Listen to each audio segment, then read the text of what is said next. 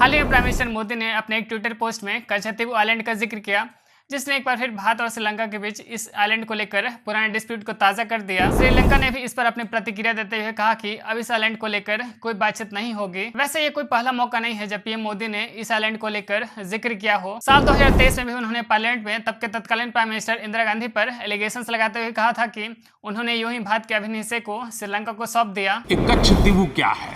किसने किसी दूसरे देश को दे दिया था? कब दिया था? कौन था उस समय?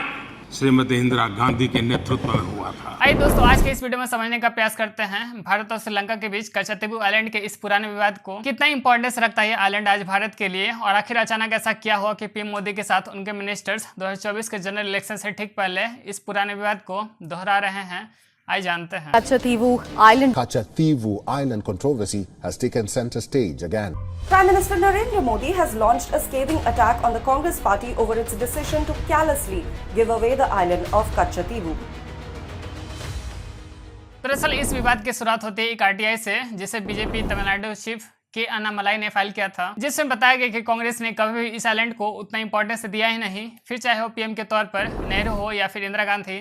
और फिर फाइनली 1974 में एक एग्रीमेंट के तहत इंदिरा गांधी ने एज ए फ्रेंडली गेस्चर इस आइलैंड को श्रीलंका को सौंप दिया। पर आखिर कच्छतीवु आइलैंड है क्या? तो यह भारत और श्रीलंका को सेपरेट करने वाली पाक स्टेट के बीच लोकेटेड है, जिसके एरिया 25 एकड़ है और इसकी लेंथ 1.6 किलोमीटर है। पर इसकी विड्थ काफी कम है और वो एरिया जहाँ पे इसकी विड्थ सबसे ज्यादा है वो भी मात्र 300 मीटर का ही है। पर मोस्ट इंपॉर्टेंट, यहाँ पर फ्रेश वाटर का कोई भी सोर्स ना होने के कारण यह आइलैंड परमानेंट सेटलमेंट के लिए इनहेबिटेबल है। यह आइलैंड इंडियन कोस्ट से 33 किलोमीटर और रामेश्वरम के नॉर्थ ईस्ट में लोकेटेड है। अगर श्रीलंकन साइड से देखें तो यह 62 किलोमीटर दूर जाफना के साउथ वेस्ट में लोकेटेड है, और इनहेबिटेबल डेल्फ्ट आइलैंड जो श्रीलंका को बिलोंग करती है उससे 24 किलोमीटर की दूरी पर है। इस आइलैंड पर एकमात्र स्ट्रक्चर 20th सेंचुरीज संत एंथोनीज चर्च है, और यहाँ एनुअल फेस्टिवल के समय न केवल श्रीलंका बल्कि भारत के क्रिश्चियन प्रीस्ट के साथ साथ डिवोटीज भी यहाँ तीर्थ यात्रा के लिए पहुंचते हैं। इस आइलैंड की हिस्ट्री भी उतना ही इंटरेस्टिंग है। बताया जाता है कि इसका फॉर्मेशन 14th सेंचुरीज में वोल्केनिक इरप्शन के कारण हुई, और इसे अर्ली मेडाल पीरियड में जाफना किंगडम द्वारा एडमिनिस्टर किया जाता था। पर 17th सेंचुरीज में इस आइलैंड का कंट्रोल रामेश्वरम से 55 किलोमीटर दूर रामनाथ जमींदारी को दे दिया गया, जो रामनाथपुरम से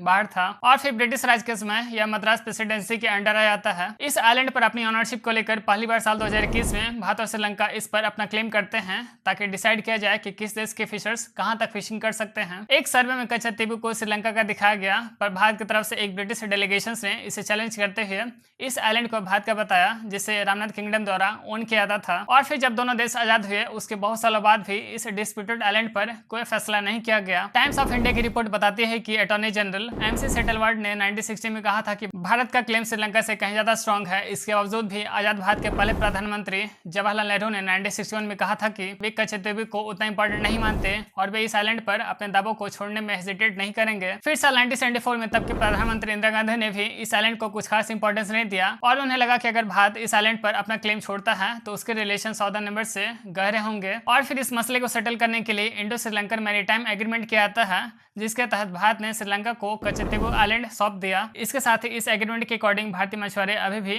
कच्छतीवु हिटहार्टो को एक्सेस करने का अधिकार था, पर फिशिंग राइट्स को लेकर इस एग्रीमेंट में कुछ ही नहीं था। आप शायद यह सोच रहे होंगे कि भारत को इसके बदले में क्या मिला। तो वैसे तो भारत को इसके बदले में कुछ नहीं मिला, उल्टा अब जो भारतीय मछुआरे या और स्पेसिफिकली कहें तो तमिलनाडु के लोग जो भारत और श्रीलंका के बीच मौजूदा समुद्र में मछलियां पकड़ने के लिए जाते हैं, जहां दुनिया के सबसे अच्छी और ढेर सारी क्वांटिटी में मछलियां मिलती हैं, उन्हें श्रीलंकन कोस्ट गार्ड पकड़ लेती है। और कई बार तो ऐसे सीरियस एलिगेशंस लगाई जाती है श्रीलंकन नेवी पर भारतीय मछुआरों को कस्टोडियन टॉर्चर और इवन डेथ के लिए। और जब कभी भी ऐसी खबरें रिपोर्ट की जाती है, कच्छतीवु आइलैंड्स को वापस लेने की डिमांड बढ़ने लग जाती है। पर कच्छतीवु जो तमिलनाडु के फिशर्स के लिए काफी इंपॉर्टेंट है, पर इसके बावजूद इस आइलैंड को तमिलनाडु के स्टेट असेंबली से कंसल्टेशन किए बिना तब श्रीलंका को सौंप दिया गया। तब के समय भी इंदिरा गांधी के इस फैसले के खिलाफ जोरदार प्रोटेस्ट हुई थी, जिसमें रामनाथ जमींदारी के इस आइलैंड पर ऐतिहासिक कंट्रोल और भारतीय तमिल के ट्रेडिशनल फिशिंग राइट्स होने की बातों को दोहराया गया था। साल 1991 में भारत के श्रीलंका में डिजास्टर्स इंटरवेंशन के समय तमिलनाडु असेंबली में कच्छतीवु को वापस लाने और तमिल फिशरमैन के फिशिंग राइट्स की मांग की गई थी, और तब से बहुत से ऐसे आवाजें साउथ इंडिया से उठते रहे हैं। साल 2008 में तो कोर्ट में एक पिटीशन फाइल की गई थी, जिसमें ये कहा गया कि बिना किसी कॉन्स्टिट्यूशनल अमेंडमेंट के कच्छतीवु को किसी दूसरे देशों को दिया ही नहीं जा सकता। इस पिटीशन में भी यह दोहराया गया कि 1974 के इस एग्रीमेंट से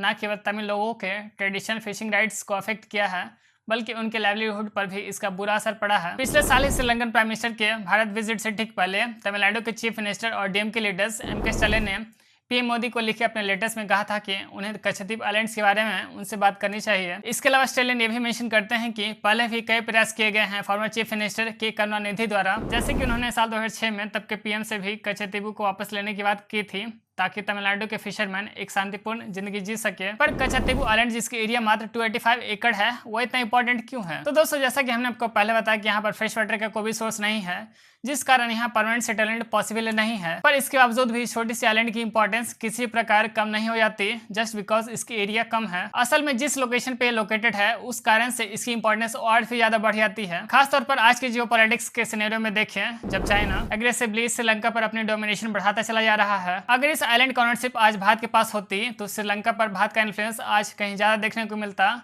जो अब चाइना के इन्फ्लुएंस में है। इस आइलैंड की दूसरी सबसे बड़ी इंपॉर्टेंस है इसकी स्ट्रेटेजिक वैल्यू। दरअसल होता यह है कि भारतीय मछुआरे समुद्री बॉर्डर्स होने के कारण कभी कभी श्रीलंकन वाटर्स में होते हैं और उन्हें श्रीलंका नेवी द्वारा डिटेन कर लिया जाता है। और जब कभी भी ऐसा होता है कच्छद्वीप आइलैंड्स का डिस्प्यूट फिर से सामने आ जाता है। और आखिर अचानक भारत में होने जा रहे जनरल इलेक्शन से ठीक पहले पीएम मोदी और बीजेपी को कच्छद्वीप आइलैंड्स की याद कैसे आई? तो वैसे तो जनरल इलेक्शंस में डोमेस्टिक मुद्दे ही सेंटर पॉइंट होते हैं, जैसे कि जॉब्स या फिर इन्फ्लेशन। पर असल में बीजेपी के लिए तमिलनाडु इस इलेक्शंस में काफी इंपॉर्टेंट है। वह जानते हैं कि तमिलनाडु के लोग कच्छद्वीप आइलैंड के प्रति न केवल इमोशनली बल्कि फाइनेंशियली भी उससे जुड़े हुए हैं और इसलिए वो चाहते हैं कि इस बहाने वो यहाँ के वोटर्स की सहानुभूति का इस्तेमाल करें इस इलेक्शंस में। और अगर बीजेपी कच्छद्वीप आइलैंड्स के प्रति सहानुभूति रखती है और उसे भारत के साथ जोड़ना चाहती है तो उसे ग्राउंड लेवल पर कुछ तो करना ही चाहिए। पर उसने भी बस इस इशू पर समय पर सिर्फ और सिर्फ बातें ही की है। और रही बात इस आइलैंड को भारत में शामिल करने को लेकर, तो इसको लेकर भी साल 2014 में तब के अटॉर्नी जनरल मुकुल रोहतागी ने सुप्रीम कोर्ट में कहा था कि कच्छद्वीप जैसे एक एग्रीमेंट के तहत श्रीलंका को दिया गया था उसे वापस कैसे लिया जा सकता है, और अगर आपको फिर भी वापस लेनी है तो आपको जंग पर जानी होगी। अब ये समझते हैं कि कच्छद्वीप आइलैंड्स पर हो रही कंट्रोवर्सी से भारत और श्रीलंका के फॉरेन पॉलिसी पर इसका क्या असर पड़ेगा। तो जाहिर सी बात है कि इस आइलैंड को लेकर जो भी बातें हो रही है वह श्रीलंका को रास नहीं आएगी।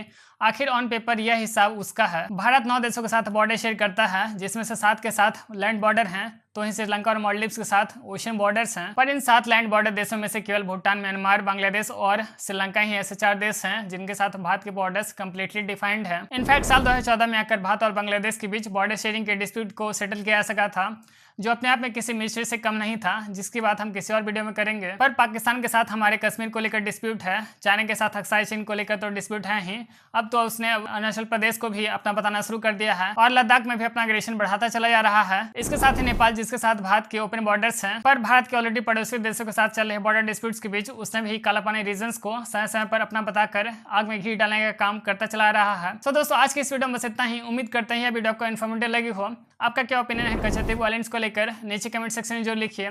चलिए जल्द मिलते हैं न्यू टॉपिक के साथ, तब तक के लिए अपना ख्याल रखिए। जय हिंद।